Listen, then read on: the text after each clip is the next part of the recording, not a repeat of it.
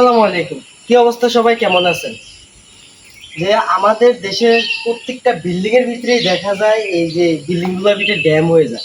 তো ড্যাম হয়ে গেলে দেখা গেছে যদি এই ড্যামগুলো যদি আমরা যদি সমাধান যদি না করে যদি রং করি, তো কিছুদিন পরে এই ড্যামগুলো আবার দেখা যায় পুনরায় মতন হয়ে যায়। এই ড্যামগুলো হলো এক প্রকার বিল্ডিং এর ক্যান্সার, মানে ক্যান্সার বলে আর কি আমরা এই বিল্ডিং গুলোর এই ড্যামগুলো। এই ড্যামগুলো সমাধান করতে হলে প্রথমে আমরা এটাকে বৈশামাই যা এটার উপরে আমরা সল ক্লিন মারছি। এশিয়ান পেন্টের সল ক্লিন আছে, অন্যান্য কোম্পানি বিভিন্ন ধরনের বিভিন্ন রকমের প্রোডাক্ট আছে। সল ক্লিন মারছি, এটা অন্য কোম্পানির আছে, সল্ট ওয়াশ আছে। তো এই টাইপের অনেকগুলো কেমিক্যাল আছে। আমরা এখানে সল ক্লিন ব্যবহার করছি। ব্যবহার করার পরে আমরা যেটা এখন লাগাইতেছি এটা হলো যে আপনাদের টুকে ড্যাম ব্লক টুকে বলে। এটা হলো যে ড্যাম ব্লক টুকে, এটা হলো একটা কেমিক্যাল। এটার ভিতরে পাউডার আছে, আমি মিক্স করে নিয়ে আসি পটের ভিতরে।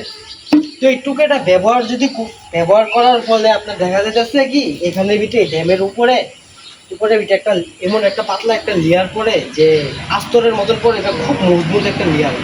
তো এটা করার পরে দিয়ে দেখা গেছে ড্যামগুলো আর আগের মতন হয় না। দেখা গেছে ড্যাম হয় এগুলো অনেক দিন, মানে প্রায় 8-10 বছর জিনিসটা ভালো থাকে। ভালো থাকার পরে যে আবার ড্যাম হয়, মানে এই ক্যান্সারগুলো আজীবনের জন্য কোনো সলিউশন পাওয়া যায় না। মানে দেখা গেছে একটা সময় পরে আবার হয়।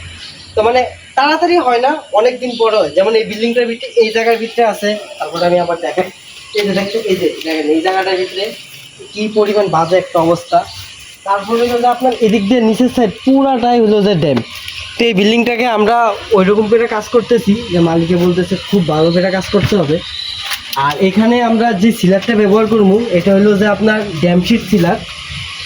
ড্যামশিট সিলারগুলো হলো যে খুব ভালো মানের সিলার, এগুলো ড্যামের জন্য খুব ভালো কাজ করে।